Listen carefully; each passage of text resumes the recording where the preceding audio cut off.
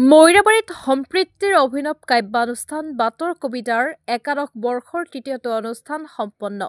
2015 চনৰ 10 জানুৱাৰীৰ পৰা প্ৰতি মাহৰ 10 তাৰিখে বিশেষকৈ মৰিগাঁও জিলাৰ মৈৰাবাৰী আৰু সময়ে সময়ে অন্যান্য স্থানতো নিয়মীয়াকৈ অনুষ্ঠিত হোৱা সম্প্ৰীতিৰ অভিনৱ কাব্যানুষ্ঠান বাটৰ কবিতা 10 মাৰ্চৰ আবেলি মৈৰাবাৰী কলেজ ৰোডস্থিত সাইৰ প্ৰকাশনৰ কাৰ্যালয়ৰ প্ৰাংগণত অনুষ্ঠিত হৈ যায়। মাৰ্চ মাহৰ বাটৰ কবিতা অনুষ্ঠানটো সঞ্চালনা কৰে বিশিষ্ট কবি লেখক মহম্মদ আফজালে আৰু উদ্দেশ্য ব্যাখ্যা কৰে বিশিষ্ট কবি লেখক খায়ৰুল ইছলামে। অনুষ্ঠানত স্বৰচিত কবিতা পাঠ কৰে মুকছিদুল ইছলাম, মহম্মদ ফাহিম, খায়ৰুল ইছলাম আৰু মহম্মদ আফজালে। লগতে কবিতা আবৃত্তি কৰে কলেজীয়া ছাত্ৰ চাহিল ইছলাম, মুস্তাফা আহমেদ আৰু স্কুলীয়া বিদ্যাৰ্থী নাহিদ আফৰিন, ফাৰহিন জাহান, আয়ানা সনম আৰু লানিকাই। অনুষ্ঠানত মৈৰাবাৰীৰ জ্ঞান বিজ্ঞান বিদ্যাপীঠৰ অধ্যক্ষ ডক্টৰ মুস্তাফিজুৰ ৰহমান উপস্থিত হৈ নিজৰ চমু ভাষণত বাটৰ কবিতা অনুষ্ঠানে সাহিত্য জগতত আগবঢ়াই অহা অৱদানৰ কথা উল্লেখ কৰি অহা এপ্ৰিল মাহৰ বাটৰ কবিতা অনুষ্ঠানটো জ্ঞান বিজ্ঞান বিদ্যাপীঠৰ সন্মুখত অনুষ্ঠিত কৰিবলৈ আমন্ত্ৰণ জনায়। উল্লেখ্য যে বাটৰ কবিতাৰ উদ্যোক্তা মণ্ডলীৰ তৰফৰ পৰা আজিৰ অনুষ্ঠানত কবিতা আবৃত্তি কৰে স্কুলীয়া বিদ্যাৰ্থীসকলক একোটাকৈ কলম উপহাৰ দি সৰুৰে পৰা কাব্য চৰ্চাৰ বাবে বিশেষভাৱে অনুপ্ৰাণিত কৰা হয়। নিউজ ডেস্ক ৰিপৰ্ট, খাইৰ news.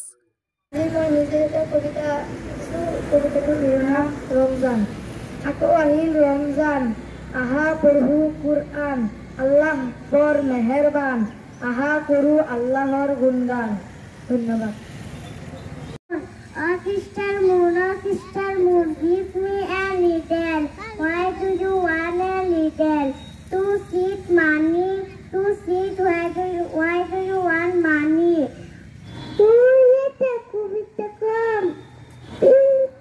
twinkle, little star, how I wonder what the earth. Up above the earth so high, like a diamond in the sky. We say please and excuse me when it's sneeze. That's the way we get to exercise. We have manners, we have quality. Muhammad ফাহিমক আমাৰ বাটৰ কবিতা তৰফৰ পৰা এটি কলম উপহাৰ দিছোঁ যাতে আগন্তুক সময়তো যাতে ভাল ভাল কবিতা ৰচনা কৰিব পাৰে। ইতিমধ্যে কেইবাটাও কবিতা লিখিছে, চুটি চুটি কবিতা। গতিকে এনেকৈ স্কুলীয়া ল'ৰা ছোৱালীসকল আগুৱাই আহক বা উঠি অহা প্ৰজন্মই এই কলমৰ সাধনা কৰক, সাধন কৰিব পাৰে। এই উদ্দেশ্যে আমি এটি কলম উপহাৰ দিছোঁ আৰু যাতে ভাল ভাল কবিতাই হওক বা অন্য সাহিত্য ৰচনা কৰি পেলাই জীৱনৰ বাটত আগুৱাই যাব পাৰে। ধন্যবাদ। মুখাধাৰী মানুহ, আমি মানৱ জাতি কৰিছোঁ আনৱ জাতি, দিনত মুখা পিন্ধি ৰাতি চলাও কলানীতি। আমি কওঁ আমি শ্ৰেষ্ঠ জাতি, আন কাকো কৰিব নিদিওঁ উন্নতি, দিনত দিওঁ সুন্দৰ জ্ঞান, ৰাতি হ'লে প্ৰলোভন। মুখাধাৰী মানুহবোৰ চিনি চাবৰ কিমান দৰ, দিনত দেখিলে দেৱদক, ৰাতি হ'লে অভূৰণ্য। দিনতকৈ আমাৰ আপোন, ৰাতি হ'লে নিচাস সপোন। আমিও আছোঁ পৰি সপোনত কথা ভাবি, মুখাধাৰী মানুহৰ অমৃততুল্য ভাণ্ডি। কবিতাৰ শিৰোনাম ৰমজান মাহৰ তাৎপৰ্য। মহান কৰুণাময় আল্লাহৰ কি যে মেহেৰবান, ৰহমত বৰকত মাগফিৰাত ৰমজান মাহটো কৰিলে দান। ধুন পুৰি উজ্জ্বল কৰাৰ দৰেই মানুহক সংশোধন কৰাৰ বাবেই মানৱ জাতিলৈ কৰিছে দান চন্দ্ৰ বৰ্ষৰ অন্যতম এমাহ ৰমজান। বাকী 11 মাহত আল্লাহৰ শ্ৰেষ্ঠ সৃষ্টি প্ৰিয় বান্দাই জ্ঞাত বা অজ্ঞাতত গৈছিল যি পাপ কাৰ্য চলাই, পবিত্ৰ ৰমজান মাহত মহান দয়ালু আল্লাহ তাআলাই সিয়ামৰ মাধ্যমত লোভ মোহ কাম ক্ৰোধত সংযম ধৰাই নিষ্পাপী কৰিব বিচাৰে মানুহক আল্লাহ ইমান দয়ালু অনুভৱ কৰাত।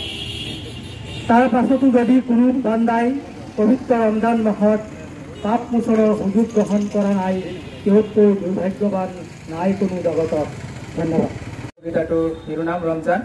পালেহি পালেহি আকৌ আহি পালেহি মুছলমানৰ প্ৰিয় মাহ ৰমজান। এই মাহৰ প্ৰতিদিনাই আমি পূজা থাকোঁ সকলো মুছলমান।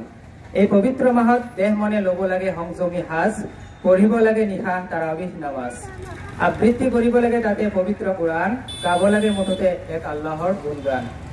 সমস্ত বদ অভ্যাস অপকৰ্ম পৰিত্যাগ কৰি গোটেই ৰমজান জুৰি ৰাখিলে ৰোজা আঁতৰে আমাৰ পাপৰ বোজা। সেয়ে প্ৰতি বছৰে ৰাখি ৰোজা পাওঁ মনত আমি বৰ মজা।